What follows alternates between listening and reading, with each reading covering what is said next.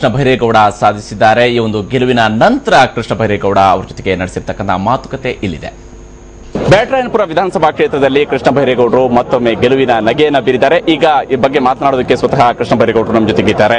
ಬೈರೇಗೌಡರೆ, ಮತ್ತೆ ಗೆದ್ದಿದ್ದೀರಿ ಈ ಒಂದು ಚುನಾವಣೆಯಲ್ಲಿ, ಯಾವ ರೀತಿಯಾಗಿ ಇದನ್ನ ನೀವು ನಿರೀಕ್ಷೆ ಮಾಡಿದ್ರಿ ಈ ಗೆಲುವನ್ನ? ಇದು 4ನೇ ಬಾರಿಗೆ ಶಾಸಕನಾಗಿ ಇವತ್ತು ನನ್ನ ಕ್ಷೇತ್ರದ ಜನ ಆಯ್ಕೆ ಮಾಡಿದ್ದಾರೆ। ಅಭೂತಪೂರ್ವ ರೀತಿಯಲ್ಲಿ ಆಯ್ಕೆ ಮಾಡಿದ್ದಾರೆ, ನಿರೀಕ್ಷೆಗೂ ಮೀರಿ ಹೆಚ್ಚಿನ ಸಹಾಯವನ್ನ ಮಾಡಿದ್ದಾರೆ। ಸೊ ಅವರ ಈ ಒಂದು ಸಹಾಯವನ್ನ ನಾನು ಖಂಡಿತವಾಗಿ ಮರೀಲಿಕ್ಕೆ ಸಾಧ್ಯ ಇಲ್ಲ। ಪ್ರಾಮಾಣಿಕವಾಗಿ ನನ್ನ ಕೈಲಾದಷ್ಟು ಮಟ್ಟಿಗೆ ಕೆಲಸವನ್ನ ಮಾಡ್ಕೊಂಡು ಬಂದಿದ್ದೇನೆ। ಅದನ್ನ ಇವತ್ತು ಗುರುತಿಸಿ ರಾಜಕೀಯದಲ್ಲಿ ಒಳ್ಳೆಯವರು ಸಹ ಇರಬೇಕು ಅನ್ನೋ ಒಂದು ಹಿನ್ನೆಲೆಯಲ್ಲಿ ಜನ ಇವತ್ತು ಒಂದು ಸಹಾಯವನ್ನ ನೀಡಿದ್ದಾರೆ। ಸೊ ಅವರಿಗೆ ನಾನು ಧನ್ಯವಾದ ಹೇಳ್ತೇನೆ, ಬ್ಯಾಟರಾಯನಪುರ ಕ್ಷೇತ್ರದ ಮತದಾರರಿಗೆ। ಜೊತೆಗೆ ನಮ್ಮ ಕಾಂಗ್ರೆಸ್ನ ನಾಯಕರು ಸಹ ಎಲ್ಲರೂ, ಮುಖಂಡರು, ಯುವಕರು ಎಲ್ಲರೂ ಬಹಳ ಹೆಚ್ಚಿನ ಶ್ರಮ ವಹಿಸಿ ಹಗಲು ರಾತ್ರಿ ಕೆಲಸ ಮಾಡಿದ್ದಾರೆ।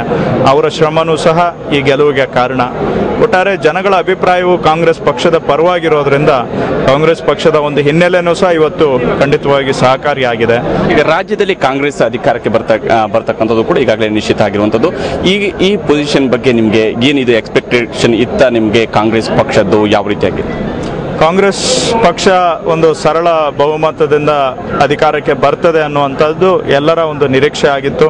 ಬಹುಮತವನ್ನ ಜನ ಕೊಟ್ಟಿದ್ದಾರೆ। ಇಲ್ಲಿವರೆಗೂ ಕೊಟ್ಟಿರೋದು ಒಂದು ರೀತಿ ಆದರೆ ಮುಂದೆ ನಮ್ಮ ಜವಾಬ್ದಾರಿಗಳು ಬಹಳ ಆಗ್ತದೆ। ನನ್ನ ಕ್ಷೇತ್ರದಲ್ಲಿ ನನ್ನ ಜವಾಬ್ದಾರಿನೂ, ನನ್ನ ಲೀಡ್ ಎಷ್ಟು ಜಾಸ್ತಿ ಆಗಿದೆ ಅಷ್ಟೇ ಜವಾಬ್ದಾರಿ ನನ್ನ ಹೆಗಲ ಮೇಲೆ ಇಂದಿನಕ್ಕಿಂತ ಜಾಸ್ತಿ ಜವಾಬ್ದಾರಿ ಇದೆ ಇವತ್ತು। ಅದೇ ರೀತಿಯಲ್ಲಿ ಕಾಂಗ್ರೆಸ್ನ ಮೇಲೇನೂ ಸಹ ಬಹಳ ಹೆಚ್ಚಿನ ಜವಾಬ್ದಾರಿ ಇದೆ। 5 ವರ್ಷದ 6-7 ವರ್ಷದ ಗೊಂದಲಗಳನ್ನ ಜನ ಕೊನೆಗಾಣಿಸಬೇಕು, ಕರ್ನಾಟಕ ಮತ್ತೊಮ್ಮೆ ಅಭಿವೃದ್ಧಿಯ ಪಥದಲ್ಲಿ ಸಾಗಬೇಕು, ಆದಷ್ಟು ರಾಜಕೀಯ ವ್ಯವಸ್ಥೆಯಲ್ಲಿ ಸುಧಾರಣೆ ಬರಬೇಕು ಅನ್ನೋ ನಿರೀಕ್ಷೆಯನ್ನ ಇಟ್ಕೊಂಡು ಕಾಂಗ್ರೆಸ್ಗೆ ಮತ ಹಾಕಿದ್ದಾರೆ। ಆ ಜನಗಳ ನಿರೀಕ್ಷೆಯನ್ನ ಉಳಿಸ್ಕೊಳ್ತಕ್ಕಂಥ ಜವಾಬ್ದಾರಿ ವೈಯಕ್ತಿಕವಾಗಿ ನಮ್ಮ ಮೇಲೇನೂ ಇದೆ ಹಾಗೂ ನಮ್ಮ ಪಕ್ಷದ ಮೇಲೇನೂ ಸಹ ಇದೆ। ಸೊ ಹಾಗಾಗಿ ಇದು ಅಧಿಕಾರ ಕೊಟ್ಟಿದ್ದಾರೆ ಅನ್ನೋದಕ್ಕಿಂತ ನನ್ನ ದೃಷ್ಟಿಯಲ್ಲಿ ಜವಾಬ್ದಾರಿ ನಮ್ಮ ಹೆಗಲ ಮೇಲೆ ಜಾಸ್ತಿ ಆಗಿದೆ।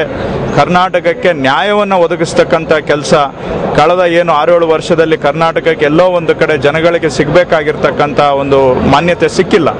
ಇವತ್ತು ಆ ಜನಗಳಿಗೆ ನ್ಯಾಯ ಕೊಡ್ತಕ್ಕಂಥ ಕರ್ತವ್ಯ, ಜವಾಬ್ದಾರಿ ಕಾಂಗ್ರೆಸ್ನ ಹೆಗಲ ಮೇಲಿದೆ ಅಂತ ನಾನು ಭಾವಿಸ್ಕೊಂಡಿದ್ದೇನೆ। ಆದ್ರೆ ಎಲ್ಲೊಂದು ಕಡೆ ಕಾಂಗ್ರೆಸ್ ಪರವಾದಂತಹ ವಾತಾವರಣ ಇತ್ತು, ಅಲೆ ಇತ್ತು ಅನ್ನೋದ್ರ ಹೊರತಾಗಿಯೂ ಕೂಡ ಬೆಂಗಳೂರಿನಲ್ಲಿ ಕಾಂಗ್ರೆಸ್ಗೆ ನಿರೀಕ್ಷಿತ ಮಟ್ಟದ ಗೆಲುವು ಸಿಗ್ತಲ್ಲ, ಯಾಕೆ ನಿಮ್ಮ ಪಕ್ಷದಲ್ಲಿ ಇರ್ತಕ್ಕಂಥ ಗೊಂದಲಗಳು ಇದಕ್ಕೆಲ್ಲ ಕಾರಣ ಆಯ್ತಾ?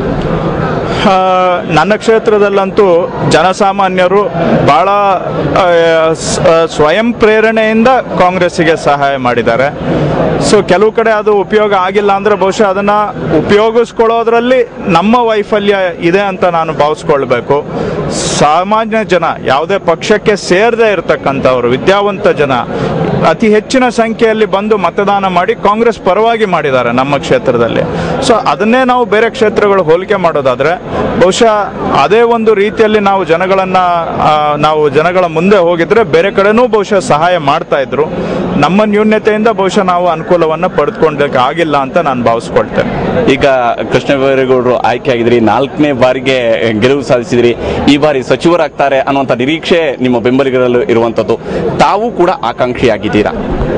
ಇದು ಸಚಿವರಾಗ್ತಕ್ಕಂಥದ್ದು ಬಿಡ್ತಕ್ಕಂಥದ್ದು ಸಂಪೂರ್ಣವಾಗಿ ಪಕ್ಷ ಹಾಗೂ ಸರ್ಕಾರವನ್ನ ನಡೆಸ್ತಕ್ಕಂಥವರ ಕೈನಲ್ಲಿರ್ತದೆ। ನಾನು ಶಾಸಕನಾಗಿ ಸಾರ್ವಜನಿಕ ಜೀವನದಲ್ಲಿ ಕೆಲಸ ಮಾಡೋದಕ್ಕೆ ಜನ ನನಗೆ ಒಂದ್ ಕಡೆ ನಿಂತು ಕೆಲಸ ಮಾಡೋಕ್ಕೆ ಅವಕಾಶ ಕೊಟ್ಟಿದ್ದಾರೆ, ಅದರಿಂದ ನಾನು ಸಾಕಷ್ಟು ಸಂತುಷ್ಟ ಇದ್ದೇನೆ। ಸೊ ಇದು ಆಗ್ಲೇಬೇಕು, ಅದಾಗ್ಲೇಬೇಕು ಅಂತ ನಿರೀಕ್ಷೆ ಮಾಡ್ತಕ್ಕಂಥವನಲ್ಲ, ಸಿಕ್ಕಿರೋ ಅವಕಾಶ ಸಾಕು ನನಗೆ। ಆದರೆ ಅದಕ್ಕೆ ಮೀರಿ ಪಕ್ಷ ನನ್ನ ಒಂದು ಅನುಭವ, 10 ವರ್ಷ ಅನುಭವ ಆಗಿದೆ, 4ನೇ ಬಾರಿ ಶಾಸಕನಾಗಿ ಆಯ್ಕೆ ಆಗಿದ್ದೇನೆ, ಯುವಕರಾಗಿದ್ದೇವೆ।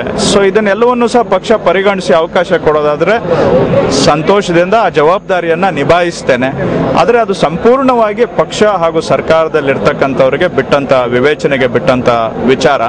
ಸೊ ನನ್ನ ವೈಯಕ್ತಿಕಕ್ಕಿಂತ ಹೆಚ್ಚಾಗಿ ಅದು ಪಕ್ಷ ತೀರ್ಮಾನಕ್ಕೆ ನಾನು ಬದ್ಧನಾಗಿರ್ತೇನೆ। ಒಟ್ಟಾರೆ ಇದು ಕೃಷ್ಣ ಬೈರೇಗೌಡರ ಮಾತು, ಅವರ ವಿಶ್ವಾಸದ ಮಾತುಗಳು। ಸಚಿವ ಸ್ಥಾನದ ವಿಚಾರಕ್ಕೆ ಸಂಬಂಧಪಟ್ಟಂತೆ ಪಕ್ಷ ಯಾವ ರೀತಿಯ ತೀರ್ಮಾನ ಕೈಗೊಳ್ಳುತ್ತೆ ಅದಕ್ಕೆ ನಾನು ಬದ್ಧನಾಗಿರ್ತೀನಿ ಅಂತಕ್ಕಂಥ ಮಾತನ್ನು ಕೂಡ ಹೇಳಿದ್ರೆ, ಅದು ಪ್ರಮುಖವಾಗಿ ಬೆಂಗಳೂರಿನಲ್ಲಿ ನಿರೀಕ್ಷಿತ ಮಟ್ಟದ ಗೆಲುವನ್ನು ಸಾಧಿಸೋದೇ ಇರೋದಕ್ಕೆ ಪಕ್ಷದ ಕೆಲ ನ್ಯೂನ್ಯತೆಗಳೇ ಕಾರಣ ಅನ್ನುವಂಥದ್ದನ್ನು ಕೂಡ ಅವರು ಒಪ್ಪಿಕೊಂಡಿದ್ದಾರೆ। ಕ್ಯಾಮರಾ ಪರ್ಸನ್ ಸಂದೇಶ್ ಜೊತೆ ಹರಿಪ್ರಸಾದ್, TV9 ಬೆಂಗಳೂರು।